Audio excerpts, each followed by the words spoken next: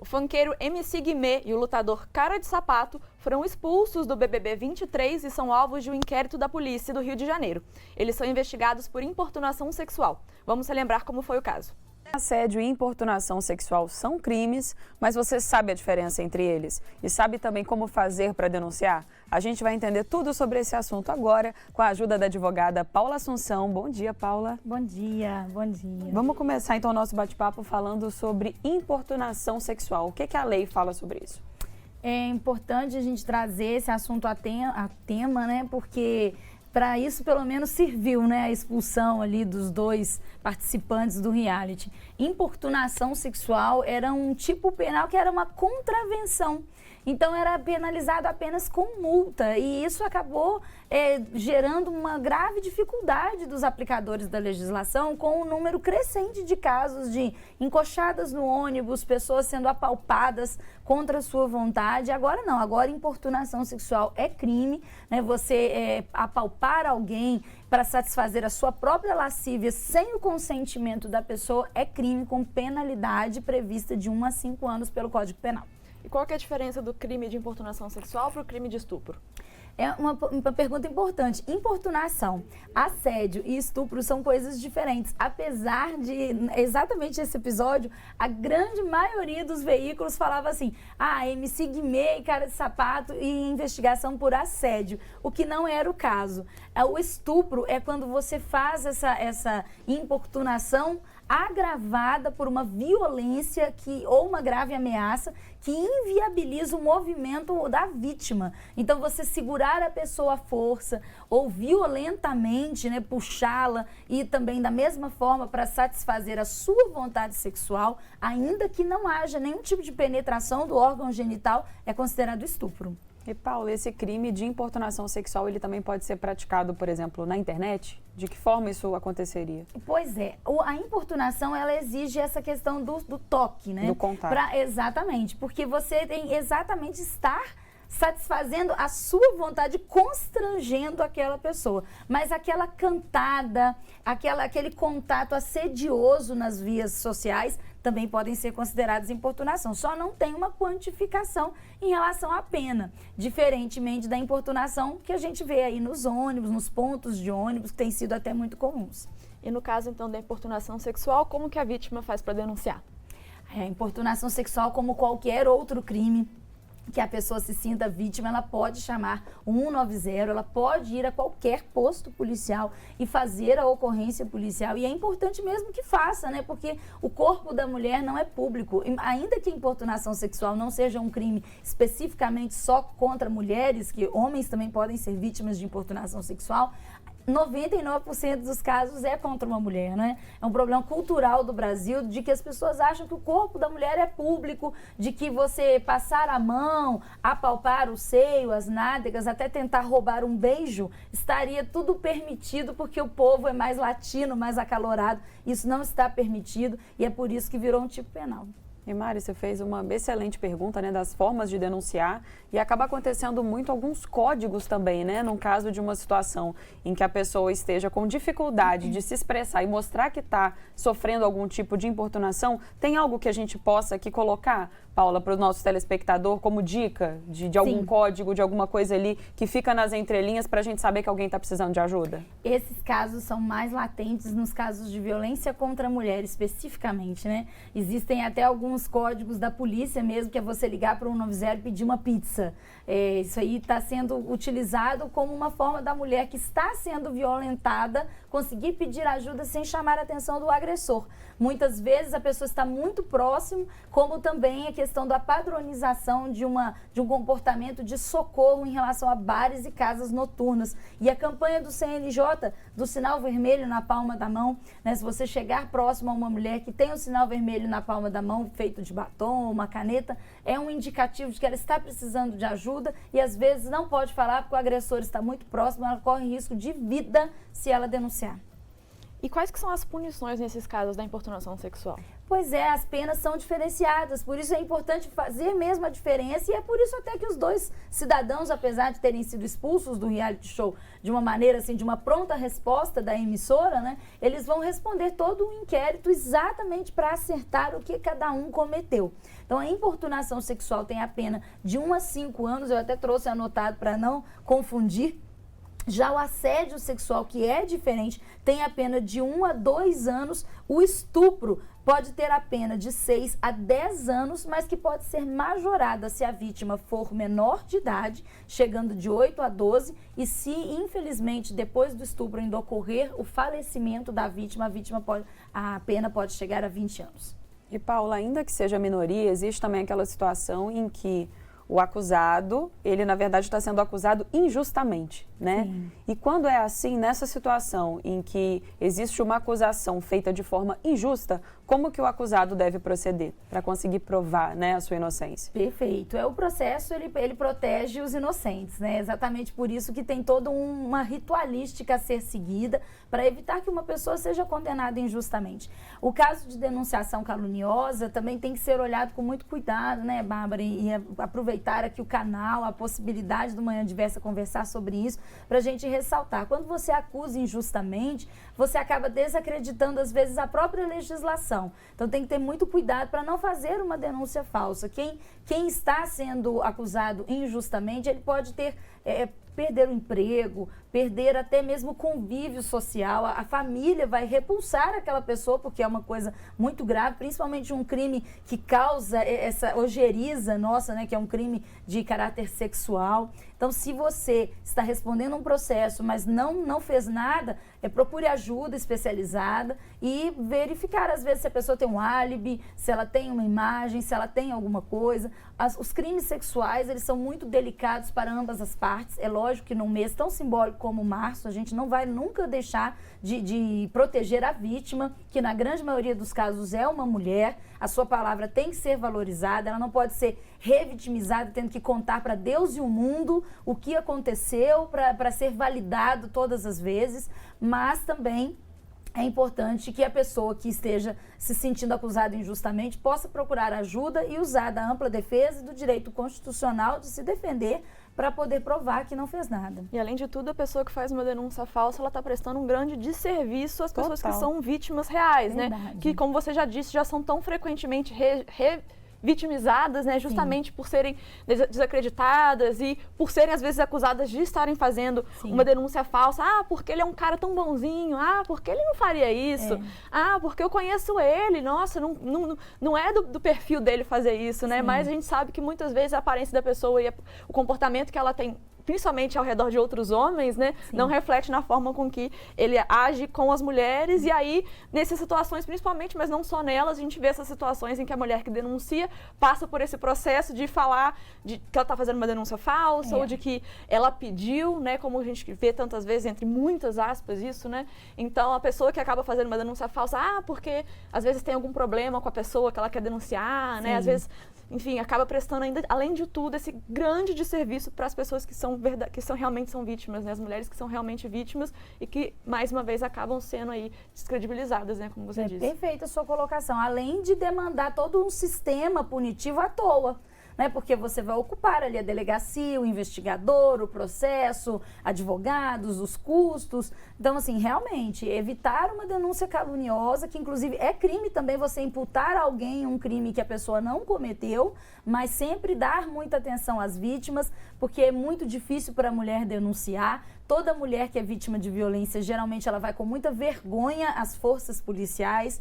A gente ressalta o trabalho das polícias, principalmente no nosso estado, mas sabemos que ainda encontramos muitos policiais que acabam pré-julgando a vítima, olhando como ela está vestida, o que ela estava fazendo, onde que ela estava, se ela estava alcoolizada. E isso, na verdade, deveria ser um agravante para o agressor e não para a vítima, né? Se a vítima estava alcoolizada, se a vítima está dormindo e existe a força, um ato sexual, é crime, é estupro. A pessoa não tem condições de consentir, ela não está dentro da sua razoabilidade perfeita para avaliar se sim ou não, se ela quer aquela atividade carnal. Então, tudo isso é estupro. A vítima deve ser sempre preservada.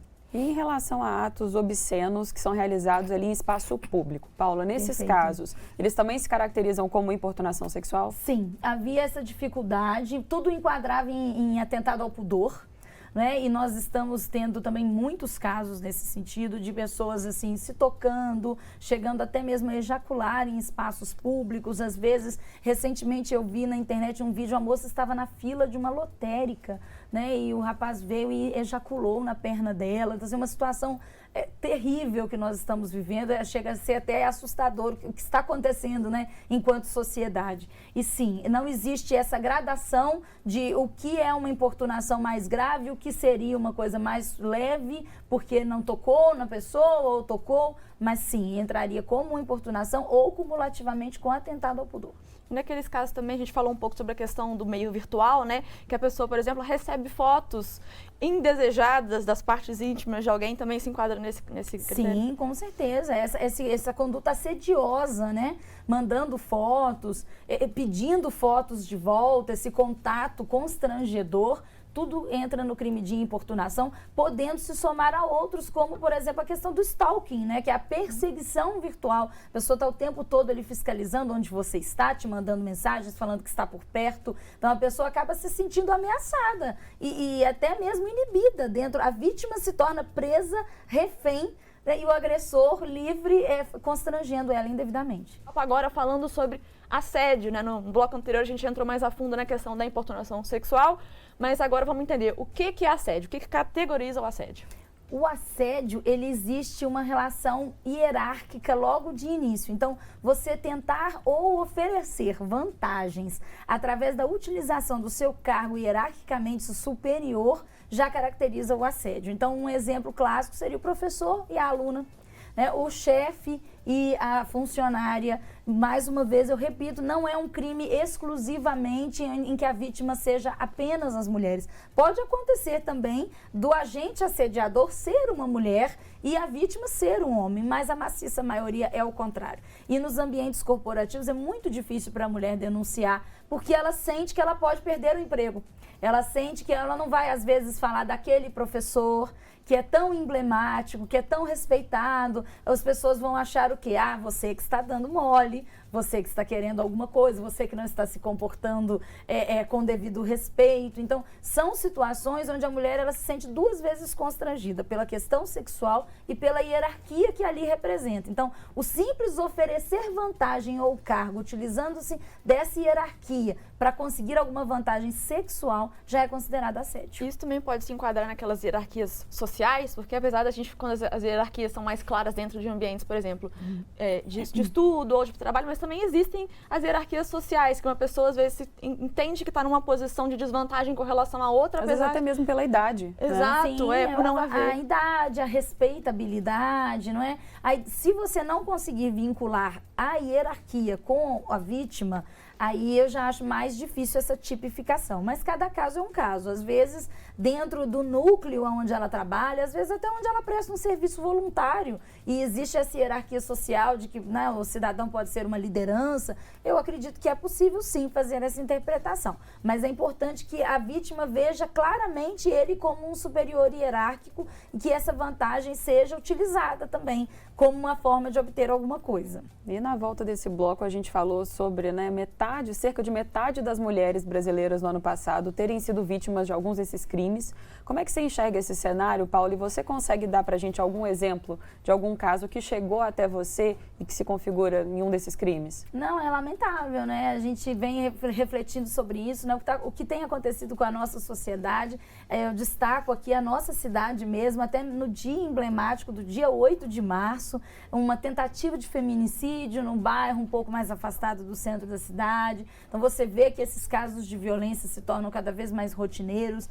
Aqui também muitos casos desse encoxamento no ônibus. Às vezes a vítima está em pé e a pessoa passa assim, roçando com seus órgãos genitais. Ou às vezes a vítima está sentada e o cidadão em pé está ali também com os órgãos genitais à mostra.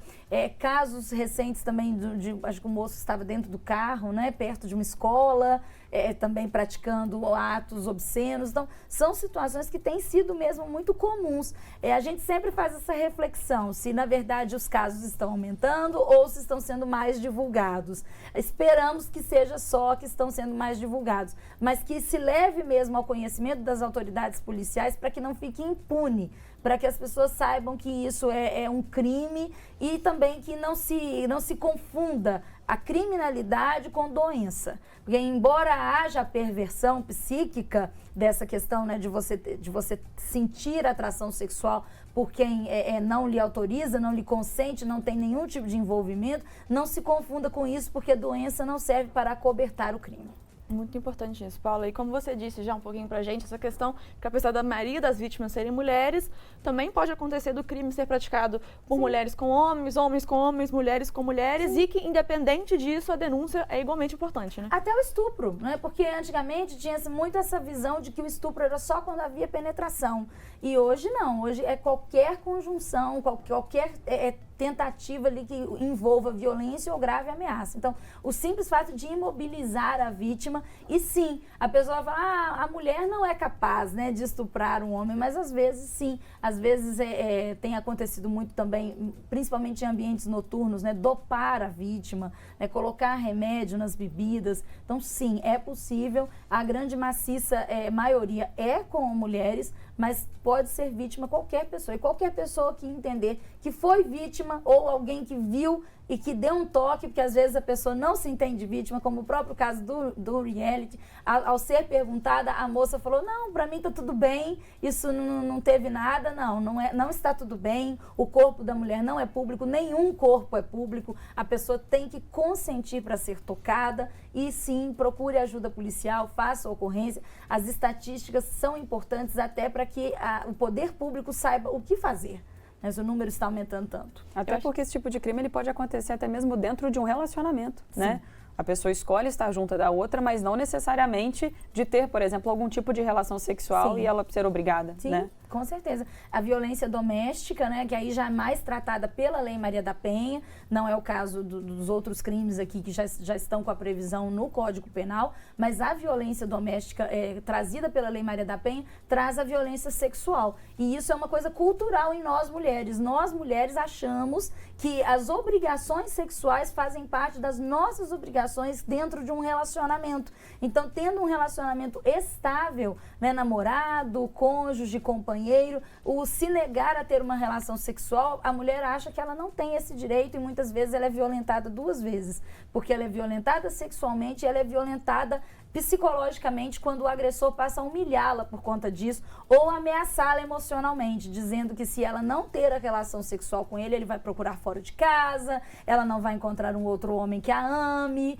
né? Ele casou para isso. Então, isso não tem nenhuma relação uma coisa com a outra, é violência sim, e é importante homens e mulheres assistirem um espaço desse, trazendo essa informação, até para mudar a cultura, para que as mulheres se entendam que elas não são obrigadas a esse tipo de comportamento e para que os homens também corrijam a si próprios e aos colegas, porque muitas vezes numa rodinha de amigos um homem fala coisas de uma mulher e passa, né? Passa como uma brincadeira, mas na verdade isso reforça a violência. E Paula, uma coisa muito importante isso que você disse, né? Que muitas vezes as próprias vítimas não se entendem como vítimas e isso não faz com que o crime deixe de ser crime, né? Isso, claro. Quando a gente fala dessas questões de assédio, importunação sexual, muitas vezes as pessoas que estão de fora pensam assim, mas ela não se importou, então pra que vai denunciar? Por que vai tipificar como crime, né? Se ela não ligou. É a mesma coisa você pensar num outro crime, por exemplo, um roubo. Uma pessoa que foi roubada, mas que não se importou.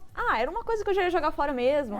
Era uma coisa de pouco valor, não me importa. Eu compro outro. Não deixa de ter sido crime o roubo. E a mesma coisa vale para isso. Não é porque a vítima não viu aquilo como um crime que deixa de ser errado, né? Até porque eu acho que às vezes ela demora a processar e elaborar, porque, né, existe uma resistência. Você não quer acreditar que aquilo aconteceu e talvez muito por isso também a denúncia até demore a acontecer. Até a pessoa se dar conta de que ela foi vítima, né, de um crime. Com certeza, tem toda essa mentalidade também, né? Tudo demora, né? Por isso, quando se trabalha com violência contra a mulher, se trabalha duas linhas, né? A linha da punição, de que seja investigado, de que seja levado às autoridades, mas se trabalha muito com a linha do acolhimento. né? Às vezes a vítima não se entende, nem toda vítima quer levar a persecução criminal. Muitas vezes a vítima só quer sair daquele relacionamento e tem outras barreiras sociais, patrimoniais, então envolve muitas outras coisas na questão da violência doméstica, e é importante com a vítima essa questão do acolhimento, porque às vezes até a própria família, quando a vítima consegue externalizar que está se sentindo vítima, às vezes alguém de perto vira e fala assim, homem é assim mesmo, né? Ou então, todo casamento é assim, você não vai encontrar outro diferente, e aí a mulher, ela volta, né? Ela retroage, ela estava pensando, e às vezes, em dar um basta naquela relação, ela acaba voltando, indo nesse estigma social de que o máximo que ela vai conseguir é aquilo, e isso é errado, a gente acaba eternizando a violência ao invés de combatê-la. Exato.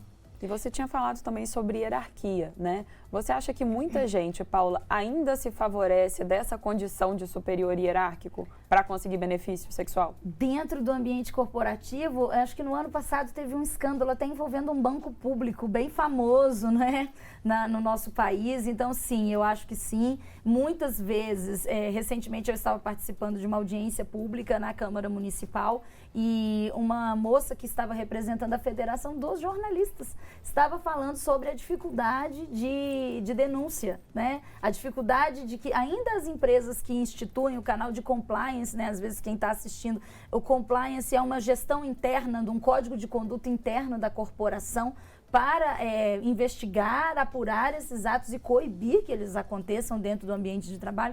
Mesmo as empresas que instituem o canal, às vezes não levam a denúncia à frente e a mulher acaba se tornando, mais uma vez, vítima, ou porque nada muda e ela não vê aquela situação, ou porque às vezes ela é mudada de setor, perde a função por conta de ter denunciado. Então, infelizmente, acontece e não é tão debatido, mas está mudando, porque esse ano até faz parte da CIPA agora das empresas ter um dia específico para tratar de casos de violência contra a mulher, incluindo assédio. E apesar, né, dessas mudanças, que hoje a gente já está conseguindo ver alguma melhoria, né? Só no ano passado, quase 12 milhões de mulheres foram vítimas de alguma forma de abuso no trabalho, segundo o Fórum Brasileiro de Segurança Pública. A partir de agora, a Comissão Interna de Prevenção de Acidentes das Empresas está obrigada, por lei, a desenvolver ações de combate ao assédio sexual e também outras formas de violência no ambiente profissional. A nova norma foi publicada em dezembro de 2022 e passou a valer a partir do dia 20 deste mês. Agora, toda empresa é obrigada a ter, no mínimo, um funcionário encarregado de cuidar das atividades de combate, prevenção e punição dos casos de assédio moral e sexual. O texto estabelece que as empresas devem incluir em suas normas internas regras de conduta a serem aplicadas em cada caso. As companhias também têm obrigação de definir como vão receber e acompanhar denúncias. Além disso, devem expor como a apuração dos fatos vai ser feita e as respectivas punições de responsáveis diretos e indiretos pelos atos cometidos. Outra medida que se torna um dever das empresas é a realização de ações de capacitação, orientação e sensibilização sobre casos de violência, assédio, igualdade de direitos e diversidade. Isso aí, muito importante esse tipo de atitude ser tomada dentro das empresas, até para levar essa conscientização e cortar o mal pela raiz mesmo, porque muitas vezes, como você disse, a própria vítima às vezes não entende aquilo como algo errado que está acontecendo, pode normalizar a situação. Não vê a gravidade, né? Não vê a gravidade, então esse debate precisa ser levado para todos os espaços e para o ambiente de trabalho, com certeza, especialmente porque, como a gente sabe, o crime, agora falando do assédio, ele pode acontecer em vários ambientes, como a gente disse, né? No trabalho, dentro de um ambiente universitário, escolar. Transporte público, né? Enfim, vários outros tipos de espaços. E aí, como agir nesses casos? A forma de agir, ela varia de acordo com o ambiente que o crime acontece ou não? A denúncia é a mesma? Não, a denúncia é a mesma, todos os canais estão abertos, inclusive essa semana Minas Gerais ganha um importante aliado em relação às denúncias de pronta resposta, que é o Chame a Frida da Polícia Civil, né, que você vai ter um WhatsApp, um aplicativo com a ajuda, né, de uma inteligência artificial para você identificar rapidamente qual é o caso, se é a necessidade de uma viatura ser deslocada para lá ou não, e para que a mulher tenha informações básicas sobre quais são os tipos de violência na palma da mão. Então, são coisas que podem ser úteis, e você falou muito bem, é importante trazer o tema ao debate, a inclusão do assédio e de um dia específico para falar de violência contra a mulher na CIPA é importante porque muda culturalmente a visão sobre a violência contra a mulher. Sempre a gente destaca que a violência não surge à toa, assim como a violência contra a mulher, ela não é logo de cara um soco no rosto, né? Ela vem passando por uma espiral de violência que vem crescendo, assim como na sociedade. As pessoas normalizam a violência porque a mulher, até a década de 70, era sim propriedade do homem. Quando se casava, transferia para ele essa propriedade, ela tinha deveres, ela se furtar de fazer alguma coisa podia implicar a ela a culpa pelo desfazimento do casamento e até a separação, né, o desquite. Era quase que uma letra escarlate que a mulher carregava. Então, é muito difícil a gente mudar isso. Então, nós está melhorando, mas só está melhorando por conta de estar falando repetidamente a respeito do assunto. Todos os dias se fala mais um pouco, porque quando a gente acha que as coisas se acalmaram, acontece outro caso dramático aí de violência contra a mulher e a gente se assusta, mas a gente não quer que chegue às capas dos jornais a violência, a gente quer que o sistema chegue antes, né? E no caso da confirmação da denúncia, Paula, qual que é a punição? Sim, confirmando a denúncia, o cidadão vai responder um inquérito policial e a polícia vai, de repente, oferecer a denúncia ao Ministério Público.